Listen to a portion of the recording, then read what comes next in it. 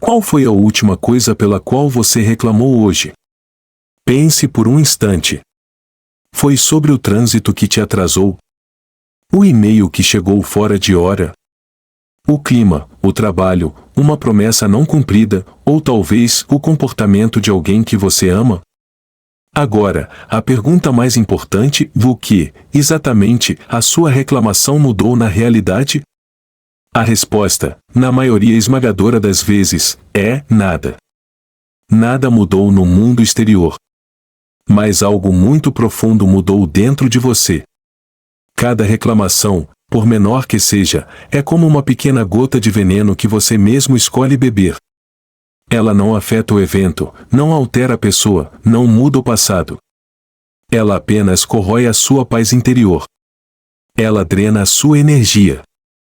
Ela te coloca no papel de vítima das circunstâncias, e não no de arquiteto da sua própria vida.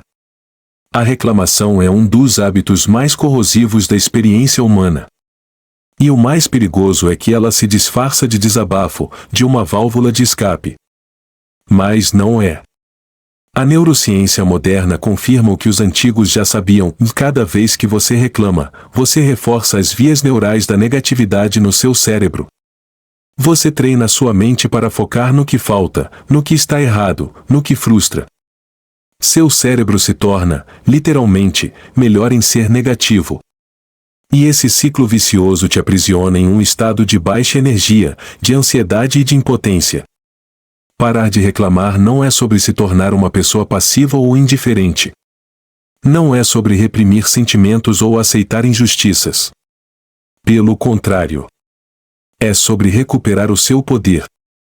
É sobre redirecionar toda a energia que você gasta se queixando do que não pode controlar, e investi-la, com foco total, naquilo que você pode. Nas suas ações, nas suas percepções, nas suas escolhas. É aqui que uma filosofia antiga, forjada no fogo dos desafios do Império Romano, se torna a ferramenta mais moderna e poderosa que você poderia encontrar. O estoicismo não é uma coleção de frases de efeito para decorar.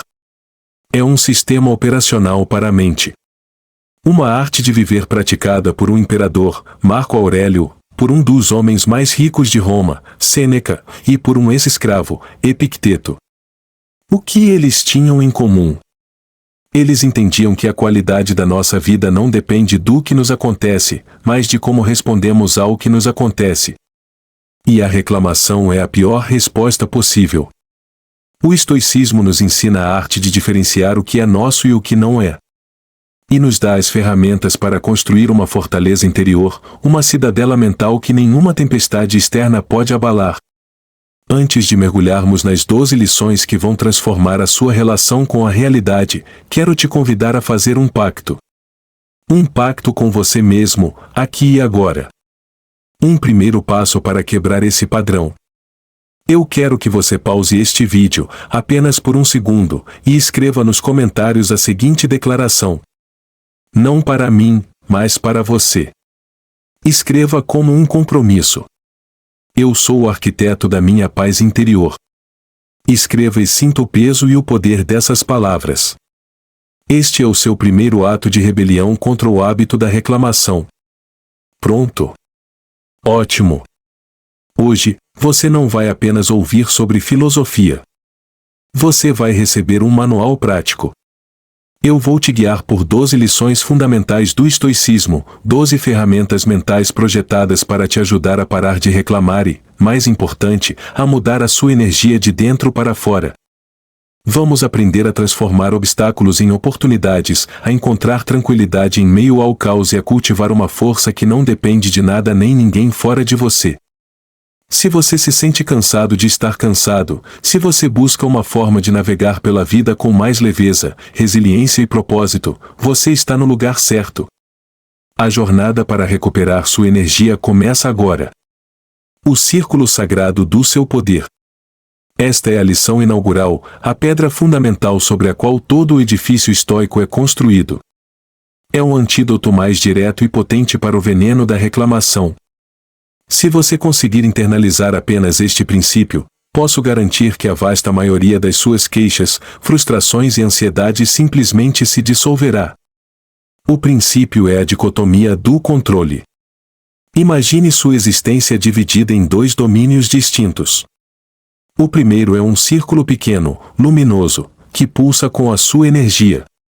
Dentro dele, você é um soberano absoluto. Aqui residem as coisas que você, e somente você, controla completamente em suas opiniões, suas escolhas, seus julgamentos, suas atitudes, sua vontade de agir e sua integridade. Este é o seu reino. Agora, visualize um círculo imenso, quase infinito, que envolve o primeiro. Este é o domínio das coisas que estão fundamentalmente fora do seu controle, o clima, a economia, o trânsito, o passado, o futuro, e crucialmente, as ações e opiniões de outras pessoas. Reclamar é o ato de ficar do lado de fora do seu pequeno círculo, de costas para ele, gritando com a imensidão do círculo maior. É tentar controlar um furacão com as próprias mãos. É um desperdício colossal de vida, de fôlego, de energia. O praticante do estoicismo, por outro lado, faz um voto de focar cada átomo da sua atenção e esforço naquilo que lhe pertence, no seu reino interior. Epicteto, o ex-escravo que se tornou um dos mais reverenciados mestres estoicos, ensinou isso com uma clareza cortante e das coisas existentes, algumas estão em nosso poder, outras não. Em nosso poder estão a opinião, o impulso, o desejo, a aversão, sem uma palavra, tudo o que é nossa própria ação. Fora do nosso poder estão o corpo, a propriedade, a reputação, o cargo, sem uma palavra, tudo o que não é nossa própria ação. A neurociência moderna chama isso de locus de controle. Pessoas com um locus de controle interno, que genuinamente acreditam ser os arquitetos de suas respostas à vida, são comprovadamente menos estressadas, mais resilientes e psicologicamente mais saudáveis. Reclamar é um exercício contínuo que fortalece um locus de controle externo. Cada queixa é uma autoafirmação de que você é uma vítima, uma folha ao vento.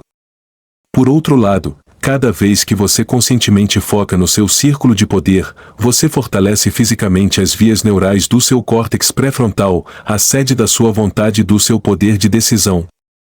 É como um músculo, e quanto mais você o usa, mais forte ele fica. Exemplo prático e detalhado, imagine a cena. Segunda-feira de manhã, reunião de equipe. Você passou o fim de semana polindo um relatório e está orgulhoso do seu trabalho. Ao apresentar, seu chefe, na frente de todos, desqualifica um ponto-chave com um comentário casual e um tanto desdenhoso. O sangue sobe. A humilhação queima. A reclamação borbulha, ele sempre faz isso comigo. Ele não me valoriza, essa empresa é um ninho de cobras, eu odeio esse lugar. Pausa. Aplique a dicotomia do controle. O que está fora do seu círculo?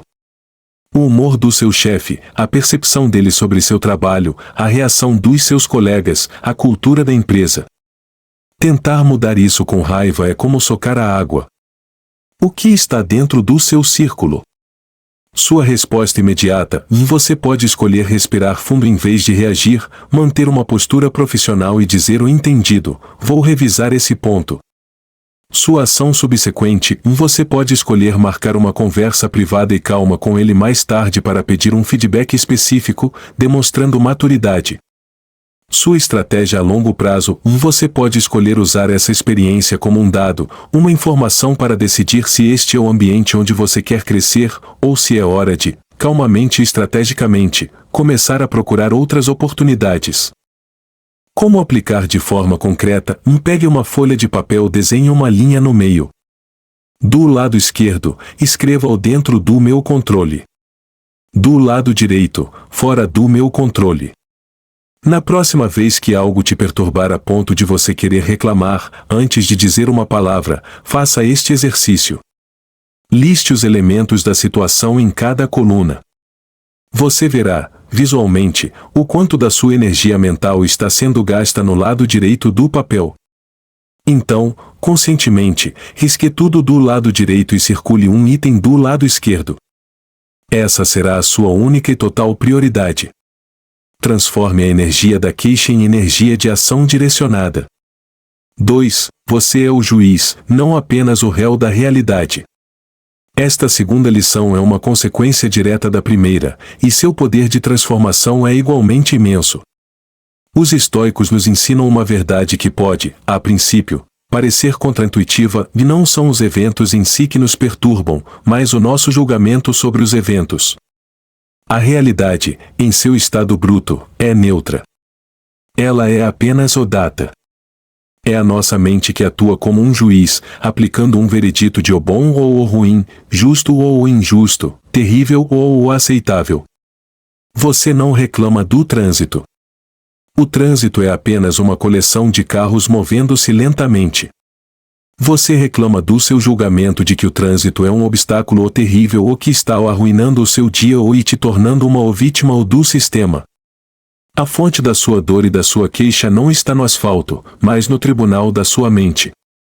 E o juiz, é você. Você tem o poder de dar a sentença. Marco Aurélio, o homem mais poderoso do mundo em sua época, precisava lembrar a si mesmo disso constantemente em seu diário pessoal. Se você está sofrendo por alguma coisa externa, não é a coisa que o perturba, mas o seu próprio julgamento sobre ela. E está em seu poder anular este julgamento agora. Leia essa última frase de novo, está em seu poder anular este julgamento agora. A liberdade está a um pensamento de distância. Este princípio é a espinha dorsal da terapia cognitivo-comportamental, TCC, uma das abordagens psicológicas mais eficazes do século XXI. A TCC opera exatamente na premissa estoica de que, ao identificar, desafiar e reestruturar nossos pensamentos e julgamentos automáticos, cognições, podemos mudar radicalmente nossos estados emocionais e nossos comportamentos. Exemplo prático e detalhado: você recebe um e-mail informando que foi demitido. O evento objetivo, o fim de um contrato de trabalho. O julgamento automático, que leva à espiral da reclamação e do desespero, e isso é uma catástrofe. Minha vida acabou. Eu sou um fracasso. Nunca vou encontrar outro emprego. Por que sempre comigo? Este julgamento não é a realidade, é uma história de horror que você está contando a si mesmo. E essa história gera pânico, vergonha e paralisia. Agora, vamos aplicar um julgamento estoico alternativo. Respire. Separe o fato da ficção. Fato: o emprego terminou. Julgamento alternativo: ok, um capítulo da minha vida profissional se encerrou. É inesperado e será desafiador. Mas não é o fim da minha vida. É uma mudança de rumo. Que habilidades eu desenvolvi aqui? O que posso aprender com essa experiência para a próxima? Talvez esta seja a oportunidade que eu precisava para finalmente explorar aquela outra área de interesse, ou para buscar um ambiente de trabalho mais alinhado com meus valores. O evento não mudou. Mas a história que você escolhe contar sobre ele muda tudo. Uma história te aprisiona, a outra te liberta para agir. Como aplicar de forma concreta? Pratique a pausa cognitiva. Quando sentir a onda de uma emoção negativa chegando, pronta para se transformar em reclamação, imagine um grande botão de pausa vermelho na sua mente. Pressione-o. E então, faça duas perguntas a si mesmo. 1. Qual é o fato 100% objetivo e neutro aqui, como uma câmera de segurança o descreveria? E 2. Qual é a história, o julgamento, a interpretação que eu estou adicionando a esse fato? Apenas o ato de separar os dois já diminui a carga emocional. Em seguida, desafie a sua história. Pergunte: existe uma outra forma de ver isso? Uma forma mais útil, mais empoderadora, mais verdadeira? Você é o juiz. Dê um veredito que te sirva, não um que te condene. 3. Apaixone-se pelo seu destino, amor fati. Agora, entramos em um território mais profundo, talvez a lição estoica mais desafiadora, mas, paradoxalmente, a mais libertadora. Os estoicos não apenas nos ensinam a aceitar o que não podemos mudar. Eles nos convidam a dar um passo revolucionário além e nos apaixonar pelo que quer que aconteça. O conceito é conhecido pela expressão em latim imortalizada por Nietzsche: que era um grande leitor dos estoicos, do amor fati, seu amor ao destino. Isso não é resignação passiva, não é masoquismo, nem é fingir que a dor não existe. É uma aceitação radicalmente ativa e afirmativa de tudo o que a vida nos apresenta. É olhar para o sucesso, o fracasso, a alegria, a dor, a saúde, a doença, o ganho e a perda, e dizer a cada um deles um sim. Eu te queria. Você pertence a mim. Por que amar o que parece objetivamente ruim? Porque lutar contra a realidade é a definição da insanidade e a fonte de todo o sofrimento mental. Reclamar é a manifestação mais comum dessa luta. Cada reclamação é um grito para o universo: você não deveria ser assim. Você errou. O praticante de amor fati olha para a mesma realidade e diz: você é exatamente como deveria ser. E eu não vou apenas suportá-lo, eu vou usá-lo. Eu vou encontrar o bem, a oportunidade, a lição escondida aqui. Vou transformar este chumbo em ouro. Sêneca, em suas cartas a Lucílio, expressa essa ideia com elegância: um homem bom e sábio suporta seu lote com dignidade e deseja para si mesmo o que quer que lhe aconteça, porque o que aconteceu é parte do desígnio universal. Exemplo prático e detalhado: você dedicou 6 meses da sua vida a um projeto. Noites em claro, sacrifício pessoal. Na véspera do lançamento, uma reestruturação na empresa cancela tudo sumariamente. A reação primária é uma torrente de reclamações amargas sobre a injustiça, a incompetência da gestão, o tempo perdido, a frustração. Você se sente uma vítima total. A prática do amor fati intervém aqui. Respire. A realidade é: o projeto foi cancelado. Resistir a isso é inútil. Agora, o passo radical: como posso amar isso? A mente se rebela e vai amar essa catástrofe? Sim. Ame-a como um mestre artesão ama um pedaço de madeira particularmente difícil, pois é ele que testará e revelará sua maestria. Pense: ok, este é o caminho que se abriu. Eu não o escolhi, mas eu o abraço. Este tempo que se liberou de repente, como posso usá-lo da melhor forma possível? Posso usar essa experiência para entender melhor a dinâmica corporativa? Posso usar essa perda para fortalecer minha resiliência? Posso finalmente tirar férias e me reconectar com minha família? Este evento, por mais doloroso que pareça, pode ser o catalisador para algo que eu ainda não consigo ver. Você transforma o veneno em poção. Como aplicar de forma concreta, e na próxima vez que a vida te jogar uma bola curva, algo que está total e irrevogavelmente fora do seu controle, depois do choque inicial, experimente este mantra silencioso ou sussurrado: isto também é para o meu bem. Eu escolho amar isto. Eu aceito e abraço este destino. No começo, vai parecer uma mentira. Seu cérebro vai resistir. Mas com a prática, você estará recondicionando sua mente a parar de lutar contra a maré da vida e a começar a usar a força da correnteza para navegar. Você deixa de ser uma vítima do destino para se tornar um parceiro de dança com ele. 4. Antecipe a tempestade para viver na calma. Premeditatio malorum. A maioria de nós vive em uma espécie de otimismo frágil. Esperamos o melhor, cruzamos os dedos, e quando o pior inevitavelmente acontece, somos completamente devastados. A reclamação, nesse contexto, é o som do nosso despreparo. Os estoicos propunham uma estratégia radicalmente diferente: a prática da premeditatio malorum, a premeditação dos males. Todas as manhãs, eles dedicavam um tempo para contemplar, de forma calma e racional, tudo o que poderia dar errado naquele dia. Eles imaginavam perder seus bens, sua posição social, a amizade de alguém, sua saúde. Eles contemplavam enfrentar a injustiça, a dor física e até mesmo sua própria mortalidade. Isso soa incrivelmente mórbido, não é? Mas o efeito é o oposto. O objetivo é duplo. Primeiro, ao visualizar a perda do que você tem, você desenvolve uma gratidão imensa e visceral pelo que está presente agora. Você para de tomar seu café, sua saúde, sua família como garantidos. Segundo, você se inocula psicologicamente contra o choque e o pânico. A surpresa é um amplificador do sofrimento. Quando você já contemplou a possibilidade do evento adverso, se ele de fato ocorrer, sua mente não entra em colapso.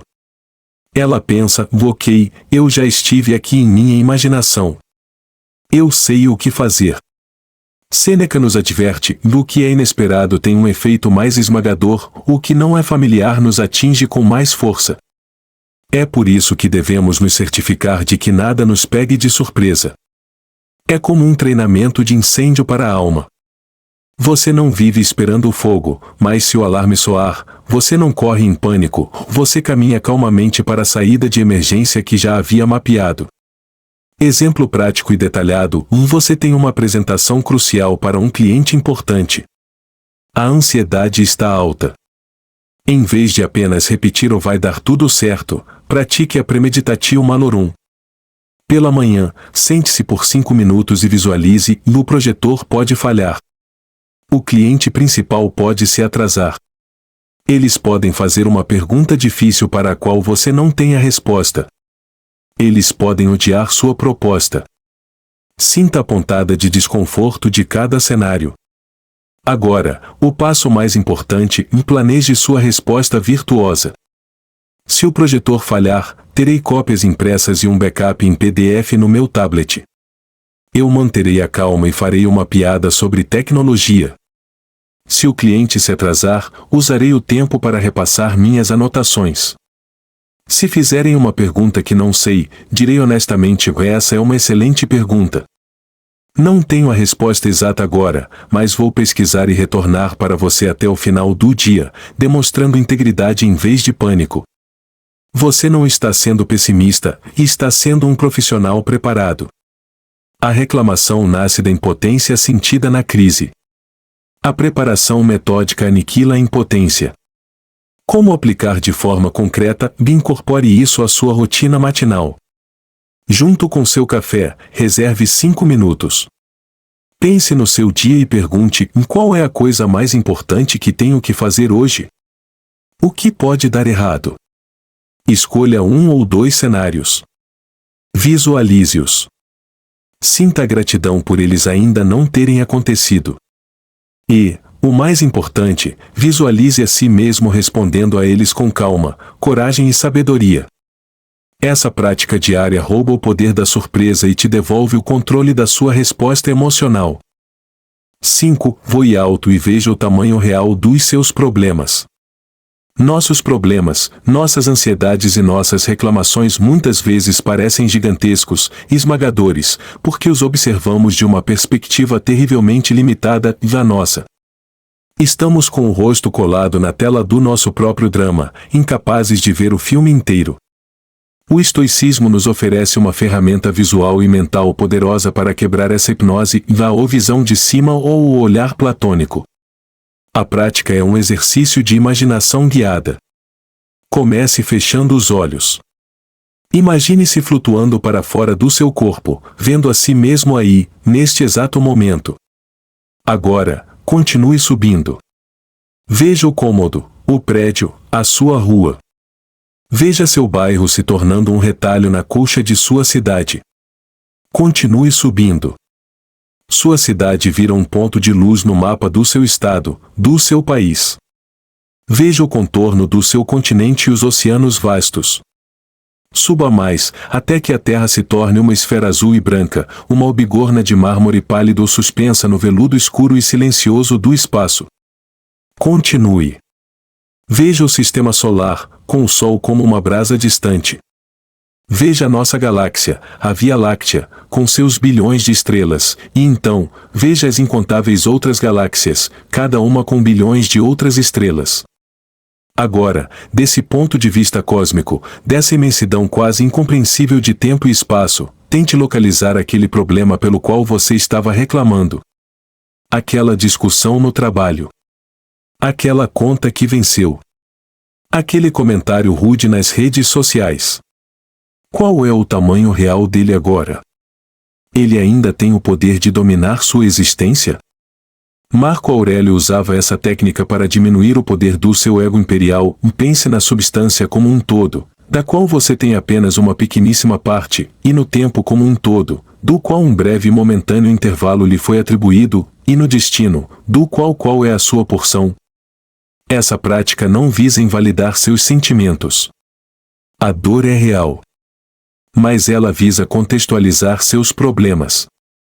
Ela quebra o feitiço do ego, que nos faz acreditar que nosso pequeno drama é o evento principal do universo. Reconhecer nossa pequenez não é deprimente, é profundamente libertador. Libera você para focar sua energia finita no que realmente importa. Exemplo prático e detalhado: você está paralisado de ansiedade por uma entrevista de emprego. Sua mente está em um loop, reclamando da competição, do medo de falhar, da pressão para impressionar. Você sente como se todo o seu futuro dependesse daquela uma hora. Pause. Feche os olhos. Execute a visão de cima. Sinta a gravidade te soltando. Flutue para fora da sala. Veja a cidade, com seus milhões de habitantes, cada um com sua própria tapeçaria de esperanças, medos e lutas. Veja a história da humanidade, incontáveis gerações que enfrentaram guerras, fomes, pestes e construíram civilizações. Testemunhe a vastidão do tempo geológico. Agora, retorne lentamente para a sala de entrevistas. A entrevista ainda é importante para você, mas ela perdeu seu peso existencial esmagador. Ela se torna o que realmente é: uma conversa, uma oportunidade de se conectar e mostrar o seu melhor, um único momento em uma vida longa e rica em experiências. A reclamação e a ansiedade desproporcional se dissipam. Como aplicar de forma concreta? Use isso como um botão de emergência ou para perspectiva. Sempre que se sentir sobrecarregado pela raiva, pela ansiedade ou pela vontade de reclamar, ative a visão de cima. Leva menos de 1 minuto. Respire, suba, ganhe perspectiva e retorne com uma calma recém-descoberta. É uma maneira de dissolver a tirania do momento presente do ego inflado. 6. Lembre-se da morte para viver de verdade. Memento mori. Você poderia deixar a vida agora mesmo. Deixe que isso determine o que você faz, diz e pensa. Esta não é uma frase de um guru sombrio. É uma das anotações mais diretas e poderosas que Marco Aurélio, o imperador de Roma, escreveu para si mesmo em seu diário. A prática do memento mori, lembre-se de que você é mortal, ou é uma das pedras angulares do estoicismo prático. Os estoicos mantinham a consciência da morte em primeiro plano não para serem mórbidos ou deprimidos, mas para o exato oposto, para viverem com uma urgência vibrante, com clareza de propósito e com uma profunda apreciação pelo presente. A morte é o grande equalizador e o filtro definitivo de trivialidades. Diante da verdade inescapável da nossa finitude, a esmagadora maioria das nossas reclamações diárias se revela pelo que realmente é, absolutamente ridícula. Você realmente vai gastar um dos seus preciosos e contados dias neste planeta reclamando porque o seu café esfriou, porque alguém te fechou no trânsito, ou porque seu programa favorito foi cancelado? A morte coloca tudo em perspectiva. Ela não pergunta sobre seu saldo bancário ou seu número de seguidores. Ela pergunta como você viveu. Lembrar-se da morte não é sobre o fim, é sobre o agora. É a ferramenta mais eficaz para te sacudir da complacência e te forçar a fazer a pergunta mais importante: isso pelo qual estou me estressando, isso pelo qual estou reclamando, realmente importa no grande esquema da minha única e preciosa vida? Na maioria das vezes, a resposta é um sonoro e libertador ou não. Isso libera uma quantidade imensa de energia mental e emocional para focar no que sim, importa, em suas relações, sua integridade, sua contribuição, a beleza do momento presente. Sêneca nos lembra que não é que temos pouco tempo, mas que desperdiçamos muito dele. Reclamar é uma das formas mais insidiosas e socialmente aceitas de atear fogo ao nosso tempo. Exemplo prático e detalhado: você está no meio de uma discussão acalorada com seu parceiro ou um familiar querido. A briga é por algo trivial, uma tarefa doméstica não feita, uma palavra mal interpretada, um plano de fim de semana. O orgulho está ferido, a raiva está no controle, e uma lista de reclamações passadas e presentes está na ponta da sua língua, pronta para ser disparada como veneno. Nesse exato momento, pratique o memento mori. Pause. Respire. E por um instante, contemple a impermanência de vocês dois. Um dia, inevitavelmente, um de vocês não estará mais aqui para brigar. A cadeira do outro lado da mesa estará vazia. Diante dessa verdade final e absoluta, essa briga, esse ponto que você insiste em não vencer, ainda parece tão importante? Ou o que realmente importa é a conexão, o amor, o perdão, a chance de ter mais um momento de paz juntos? A perspectiva da morte não apaga o problema, mas ela dissolve o ego que o inflama, abrindo espaço para a sabedoria e a compaixão. Como aplicar de forma concreta? Mantenha um lembrete físico da sua mortalidade. Pode ser uma pequena caveira na sua mesa de trabalho, vanitas, uma moeda no seu bolso com a inscrição O Memento Mori, ou simplesmente um alarme diário no seu celular com a pergunta: e se eu soubesse que este seria meu último dia, eu estaria gastando meu tempo e energia com o que estou fazendo agora?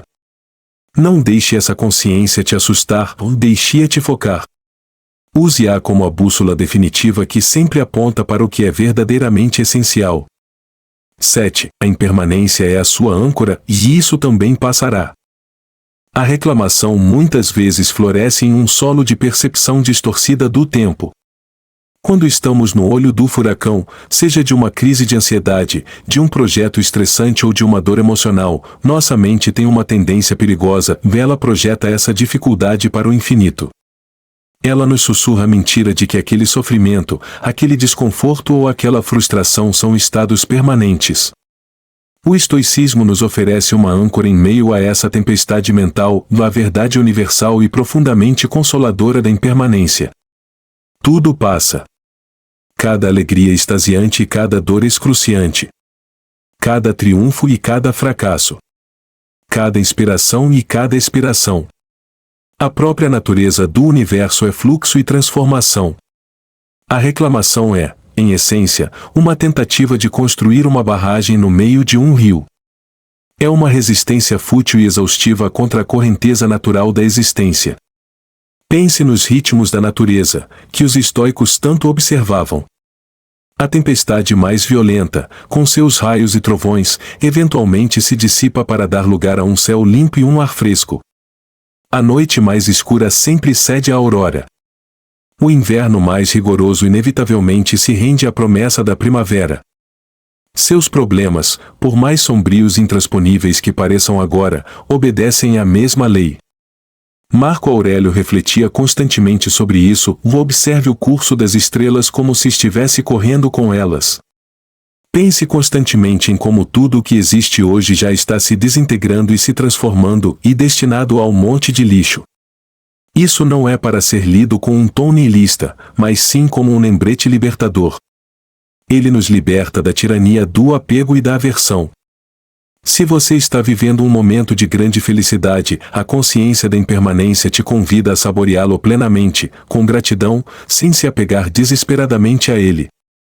Se você está atravessando um vale de sofrimento, a mesma consciência te dá força e paciência, sussurrando: aguente firme.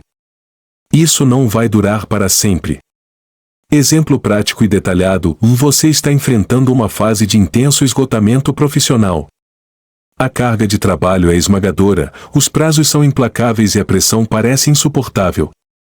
Você se pega reclamando o tempo todo, para seu parceiro, para seus amigos, para si mesmo. A narrativa na sua cabeça é: o eu não aguento mais, minha vida se resume a isso, será sempre assim. Nesse momento de desespero, ancore-se na impermanência. Pause. Feche os olhos. Lembre-se de outros períodos difíceis que você já superou na vida. Uma prova final na faculdade que parecia o fim do mundo, um término de relacionamento que partiu seu coração, um desafio financeiro anterior. Onde estão eles agora? Eles não são mais a sua realidade presente. Eles se tornaram memórias, cicatrizes que provam a sua resiliência. Este período atual, por mais avassalador que seja, terá exatamente o mesmo destino. Ele se tornará uma história que você contará no futuro. Diga a si mesmo, não como um clichê, mas como uma verdade física, e isso também passará. Esta frase não remove os e-mails da sua caixa de entrada, mas ela muda radicalmente a sua relação com eles. Ela cria um espaço mental para você respirar e perseverar, em vez de se afogar na areia movediça da sua própria narrativa de desespero. Como aplicar de forma concreta? Transforme a frase "o isso também passará" em seu mantra pessoal de resiliência. Escreva-a em um post-it e cole no monitor do seu computador, no espelho do banheiro, ou defina-a como a tela de bloqueio do seu celular. Quando a vida te apresentar um desafio, seja uma enxaqueca, um dia péssimo, uma briga ou uma crise existencial, repita essas palavras para si mesmo. Deixe que elas te conectem à vasta verdade da impermanência, te dando a força para suportar a tempestade, não com desespero, mas com a calma sabedoria de quem sabe que, do outro lado, o sol voltará a brilhar. 8. O obstáculo é o caminho, a alquimia estoica. Esta é, sem dúvida, uma das ideias mais ativas, poderosas e transformadoras de todo o pensamento estoico. É uma completa inversão da nossa reação cultural padrão aos problemas. Enquanto a maioria de nós é ensinada a ver os obstáculos como frustrações, como impedimentos, como algo a ser evitado ou, na pior das hipóteses, reclamado, os estoicos os viam como matéria-prima sagrada para o crescimento. A premissa é a seguinte: o problema que surge em seu caminho não é algo que te impede de viver sua vida ou de praticar sua filosofia. O problema é a sua oportunidade de viver sua vida e praticar sua filosofia. O obstáculo não está no caminho, o obstáculo é o caminho. Qualquer dificuldade que o destino coloque à sua frente é um convite, um teste, uma oportunidade única para forjar e revelar a sua virtude. Um chefe racional não é apenas uma fonte de estresse, ele é o seu campo de treinamento para a paciência, a diplomacia e a comunicação assertiva. Uma súbita crise financeira não é apenas um desastre, é o seu laboratório para praticar a resiliência, a criatividade e a humildade. Uma doença inesperada não é apenas uma tragédia, é a sua chance de cultivar a coragem, a gratidão pelos pequenos prazeres e uma profunda compreensão do que realmente importa na vida. Marco Aurélio, que enfrentou guerra, praga e traição, formulou isso em uma das passagens mais famosas das Meditações: ou a nossa ação encontra um impedimento, mas a mente se adapta e o converte para seu próprio propósito. O que impede a ação, avança a ação. O que se interpõe no caminho torna-se o caminho. É uma forma de jiu-jitsu mental, você não resiste à força do seu oponente, seu obstáculo, você a absorve, a redireciona e a usa para o seu próprio avanço. Reclamar é o equivalente a se recusar a lutar, a deitar no tatame e esperar passivamente pela derrota. Abraçar o obstáculo é olhar para o desafio e perguntar, com genuína curiosidade, como posso usar isso para me tornar uma pessoa melhor, mais forte, mais sábia. Exemplo prático e detalhado: você é um escritor e está enfrentando um bloqueio criativo severo. Você senta-se diante da página em branco e nada sai. A reação padrão: frustração, autocrítica e reclamação. Eu perdi o talento, minha carreira acabou, eu sou uma fraude. Agora, aplique a alquimia estoica. O bloqueio não é o fim do caminho. Ele é o novo caminho. Pause e pergunte: ok, a porta da escrita fácil está fechada hoje. Que outras portas este obstáculo abre? Talvez o bloqueio seja um convite para praticar a virtude da humildade, reconhecendo que a criatividade não é uma torneira que você controla. Talvez seja uma oportunidade para praticar a disciplina de outra forma. Em vez de escrever, você pode ler, pesquisar, organizar suas anotações, ou simplesmente sair para uma longa caminhada e oxigenar o cérebro. O bloqueio pode ser um sinal de que você precisa descansar, e a virtude a ser praticada é a autocompaixão. O obstáculo, o bloqueio, ou não te parou, ele te forçou a encontrar uma rota alternativa, talvez mais rica e necessária, para o seu desenvolvimento como escritor e como pessoa. Como aplicar de forma concreta? Crie um novo hábito mental. Na próxima vez que um obstáculo surgir em sua vida, grande ou pequeno, antes de qualquer outra reação, force-se a fazer esta pergunta: em que virtude esta situação específica está me convidando a praticar? Mude a narrativa interna de o porquê isso está acontecendo comigo, para o que eu posso fazer com isso que aconteceu comigo. Comece a ver cada problema não como uma punição divina, mas como um sparring partner pessoal, um treinador enviado pelo universo com o único propósito de te tornar mais forte. 9. A vida acontece aqui e agora, a prática da presença. Uma análise fria de nossas reclamações revelaria um padrão fascinante, e a esmagadora maioria delas reside em dois lugares onde não temos absolutamente nenhum poder, no passado e o futuro. Reclamamos incessantemente do erro que cometemos ontem, da ofensa que sofremos na semana passada, da oportunidade que perdemos anos atrás. Ou então, vivemos em um estado de ansiedade crônica, reclamando por antecipação da reunião difícil de amanhã, da conta que vencerá no próximo mês, da possibilidade de ficarmos doentes um dia. Ao fazer isso, abdicamos do único ponto no tempo e no espaço onde a vida realmente acontece e onde reside todo o nosso poder de agir no momento presente.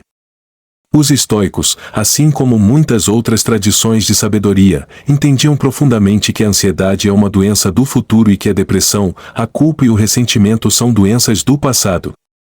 A tranquilidade, a paz de espírito que eles chamavam de ataraxia, só pode ser encontrada e cultivada no solo fértil do agora. Estar presente não significa adotar uma atitude irresponsável, ignorando o planejamento do futuro ou as lições do passado.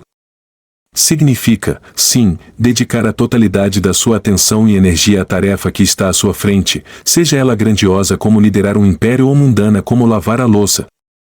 Sêneca escreveu lindamente sobre isso, e a verdadeira felicidade é desfrutar do presente, sem dependência ansiosa do futuro. Quando você está totalmente imerso no que está fazendo, não há espaço mental para ruminação ou para queixa. A reclamação surge da mente dividida, da mente que está fisicamente aqui, mas mentalmente perdida em um labirinto de o e se ou e o se ao menos. A neurociência moderna, através de estudos sobre mindfulness e o estado de fluxo, corrobora essa sabedoria antiga. O estado de fluxo, descrito por Mihaly Csikszentmihalyi, é aquele estado de imersão total em uma atividade, onde o tempo parece desaparecer. É um dos picos da experiência humana e é antitético à reclamação. A prática do mindfulness, por sua vez, comprovadamente reduz a atividade no modo padrão do cérebro, a rede neural responsável pela ruminação e pela divagação mental. Exemplo prático e detalhado: você está em casa no final de um dia longo e exaustivo. A tarefa à sua frente é simples: preparar o jantar.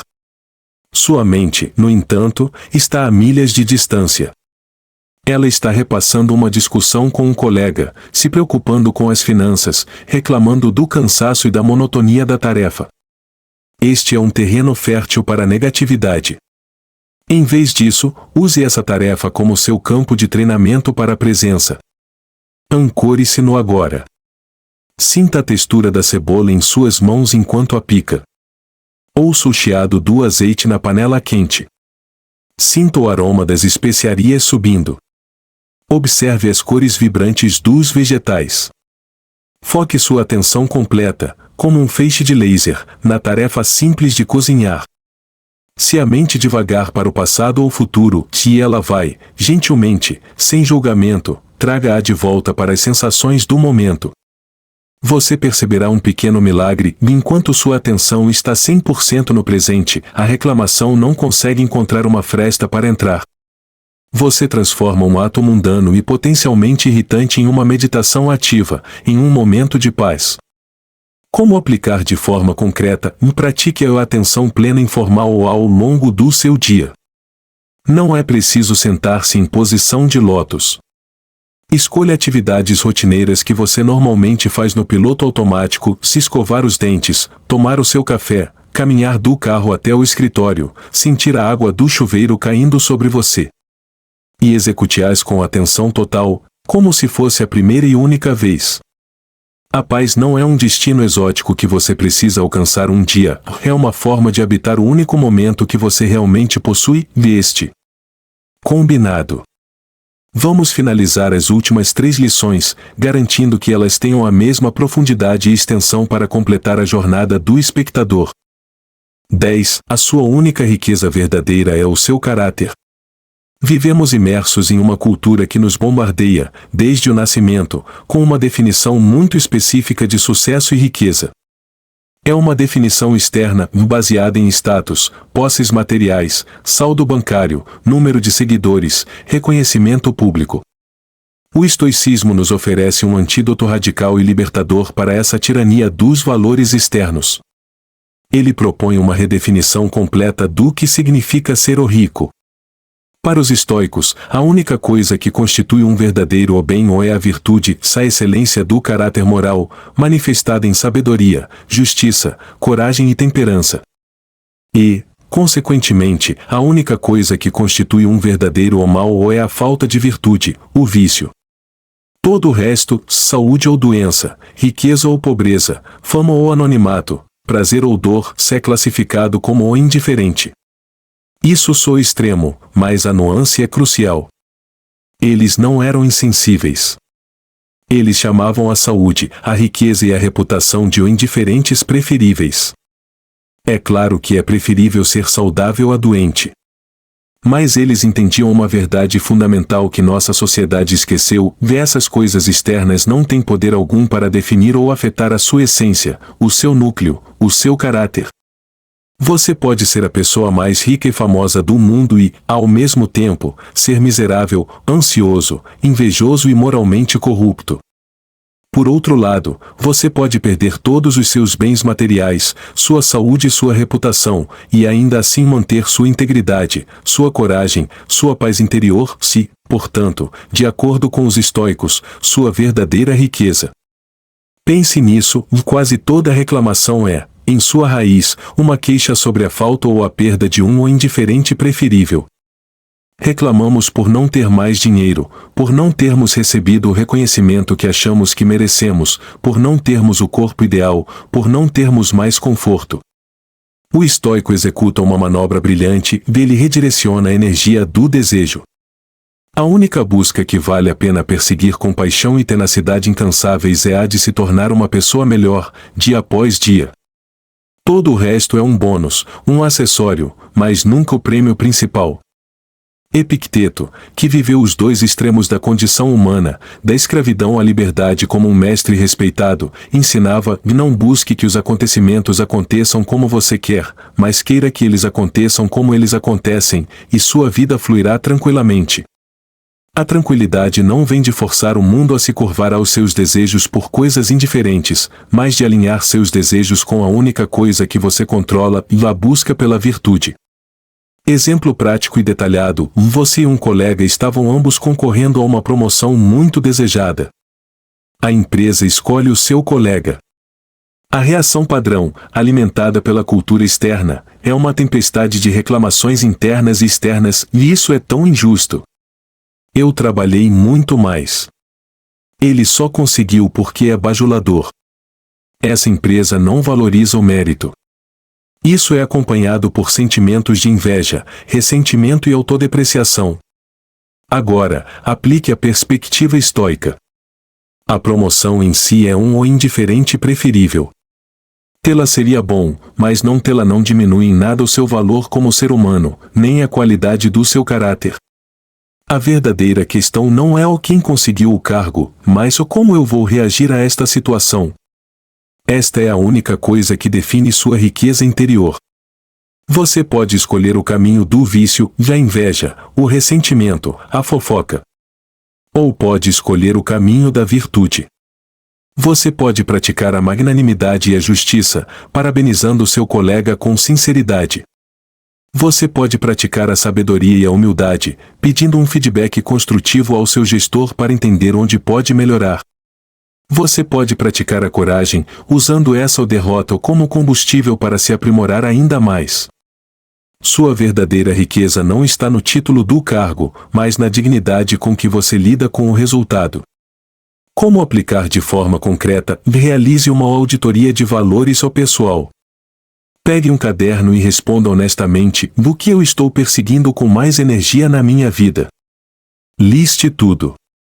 Em seguida, classifique cada item. Isso é algo que está dentro do meu controle, uma qualidade de caráter, ou fora do meu controle, um resultado externo. São coisas que podem ser tiradas de mim a qualquer momento por um golpe de sorte, ou são qualidades de caráter que, uma vez desenvolvidas, são minhas para sempre? Quando se pegar reclamando por não ter algo, pause e pergunte: ter isso me tornaria, intrinsecamente, uma pessoa melhor, mais sábia, mais justa, mais corajosa. Foque sua energia na construção do seu palácio interior. Ele é a única propriedade que ninguém jamais poderá te tomar. 11. Nós somos galhos da mesma árvore. Simpatia. Uma fonte prolífica de nossas reclamações diárias são as outras pessoas. Reclamamos de como elas dirigem, de como mastigam, de suas opiniões políticas, de seus erros no trabalho, de sua falta de consideração. Vemos o mundo como uma arena de eu contra eles. O estoicismo nos oferece uma visão de mundo radicalmente diferente e profundamente curativa através do conceito de simpatia, essa consciência de que todos nós, sem exceção, somos partes de um único organismo interconectado, de um mesmo cosmos. Marco Aurélio, o imperador, usava metáforas orgânicas para se lembrar disso. Ele escreveu: o que não é bom para a colmeia, não pode ser bom para a abelha. E também, os seres humanos foram feitos uns para os outros. Portanto, ensine-os ou suporte-os. A ideia central é que somos todos membros da mesma vasta família humana. Estamos todos juntos nesta jornada complexa, cada um tentando navegar pela vida da melhor forma que consegue, equipado com diferentes níveis de sabedoria, consciência, medos e traumas. Quando alguém comete um erro, age de forma egoísta ou nos irrita, a resposta padrão é a raiva e a reclamação. A resposta estoica, derivada da simpatia, é a compaixão e a compreensão. Ninguém, argumentavam eles, escolhe errar deliberadamente. As pessoas agem mal por ignorância, por uma visão distorcida do que é bom e correto. Elas acreditam, naquele momento, que sua ação é justificada. A sua raiva e a sua reclamação não as ensinarão nada. Pelo contrário, apenas criarão mais hostilidade, mais divisão e mais negatividade no mundo. Sua obrigação, como um ser racional e parte da mesma colmeia, é ou tentar ensinar com gentileza e clareza, se for apropriado e possível, ou, se não for, suportar com paciência e magnanimidade, protegendo a sua própria paz interior. Essa perspectiva desmantela a reclamação sobre os outros em sua origem. Você para de ver as pessoas como adversários malévolos e passa a vê-las como companheiros de jornada, muitas vezes confusos e imperfeitos, exatamente como você. Exemplo prático e detalhado: um colega de trabalho entrega a parte dele em um projeto conjunto com um atraso significativo e com baixa qualidade, comprometendo o seu trabalho e o prazo final. A reação imediata é a fúria. Você quer reclamar para seu chefe, para outros colegas, para o próprio colega. A narrativa é: ele é preguiçoso, incompetente e irresponsável. Pratique a simpatia. Pause. Respire. Antes de reagir, tente ativar a empatia. Você não conhece a história completa. Talvez o filho dele esteja doente. Talvez ele esteja passando por um divórcio doloroso. Talvez ele esteja sofrendo de uma depressão silenciosa. Ou talvez ele esteja simplesmente sobrecarregado e com dificuldades de gestão de tempo, uma luta que você mesmo já enfrentou. Ver a situação por essa lente não significa que você aprova o resultado ou que não fará nada a respeito. Você ainda precisa resolver o problema prático. Mas a abordagem muda completamente. Em vez de uma confrontação raivosa, você pode iniciar uma conversa com: "Vei, notei que você parece estar sob muita pressão ultimamente. Está tudo bem?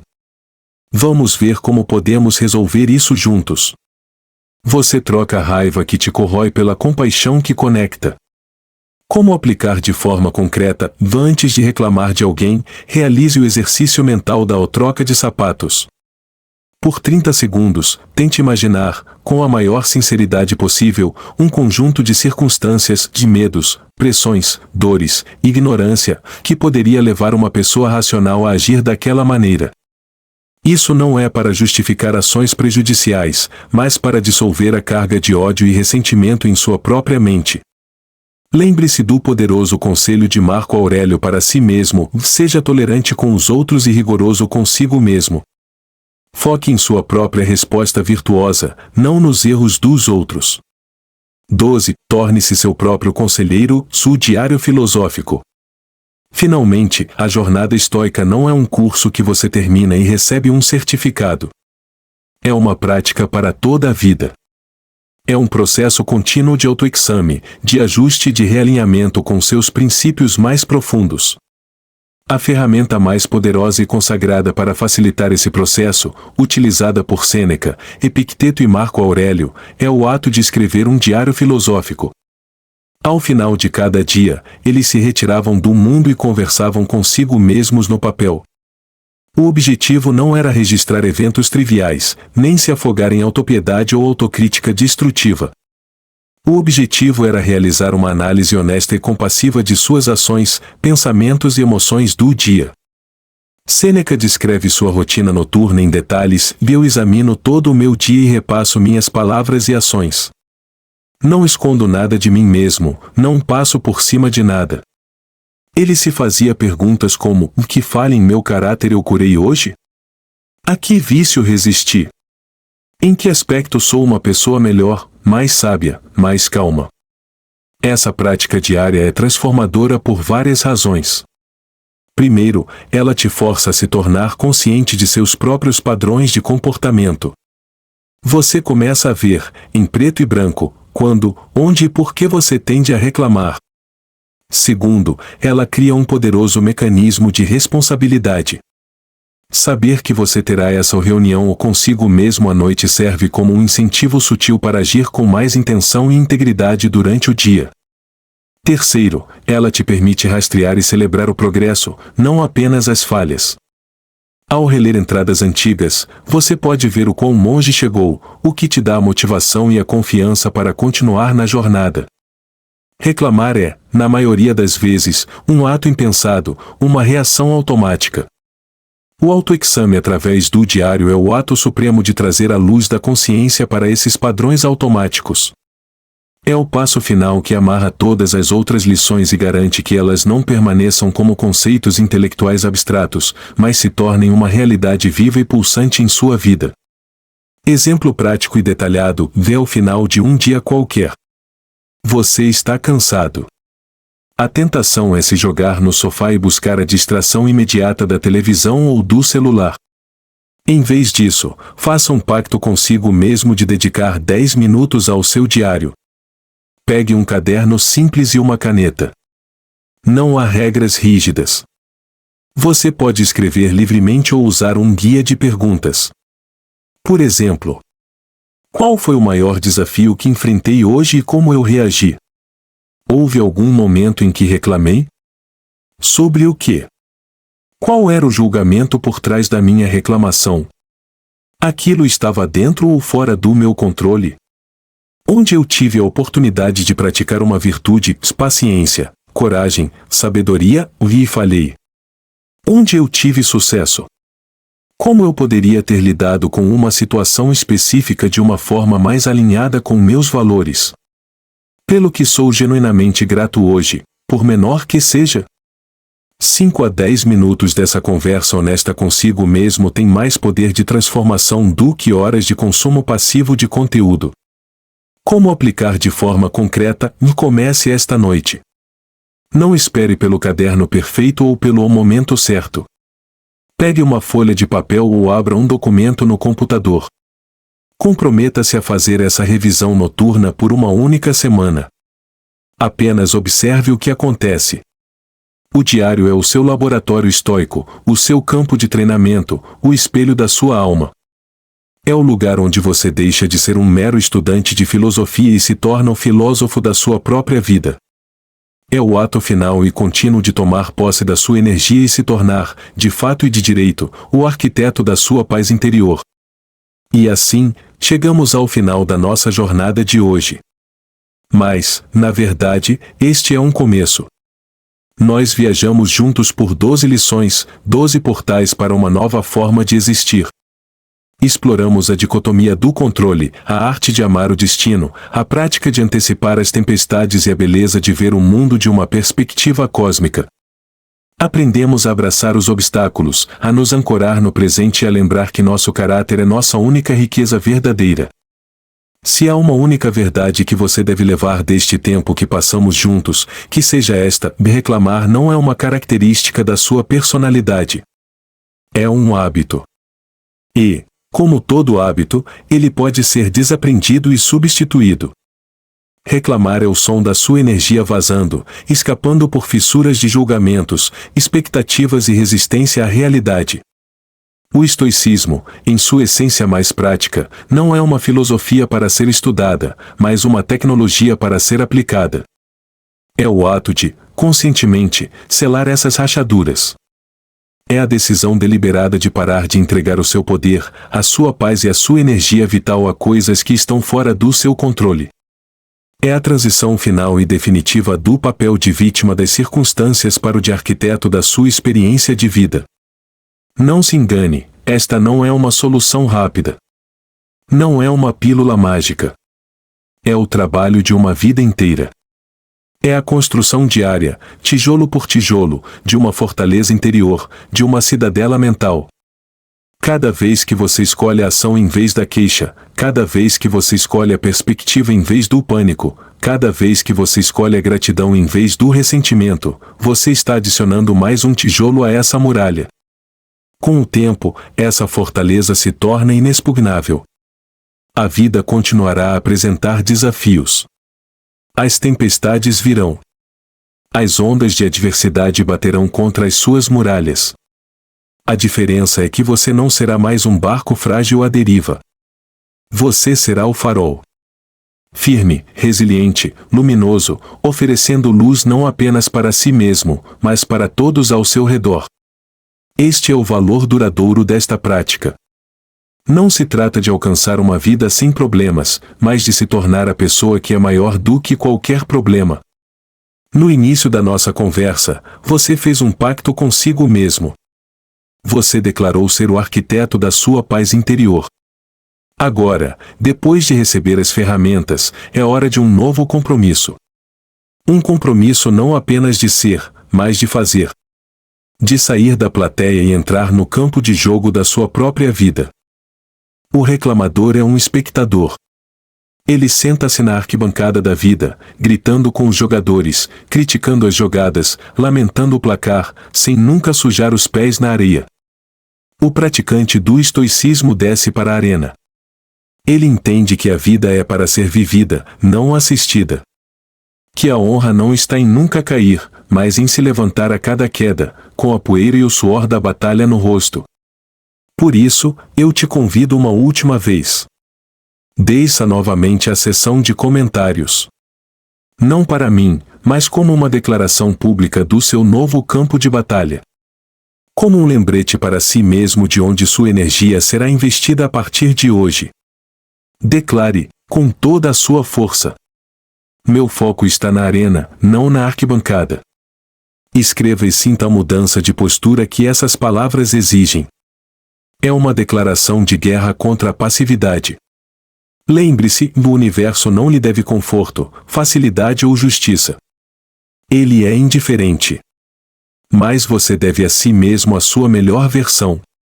Você deve a si mesmo uma vida de propósito, de coragem e de tranquilidade, não importa o que aconteça do lado de fora. O poder que Marco Aurélio encontrou para governar um império em meio à praga e à guerra, a resiliência que Epicteto forjou nas correntes da escravidão para se tornar um dos homens mais livres que já existiram, a sabedoria que Sêneca cultivou em meio à intriga política e ao exílio, e esse poder, essa resiliência e essa sabedoria não estão trancados em livros antigos. Eles são um direito de nascença da mente humana. Eles estão vivos, pulsando, dentro de você, esperando para serem ativados. Então, pare de reclamar. Não porque a vida se tornará perfeita, mas porque a sua paz interior é preciosa demais para ser negociada ou entregue a qualquer um ou a qualquer coisa. Recupere sua energia. Recupere sua vida. A jornada começa agora.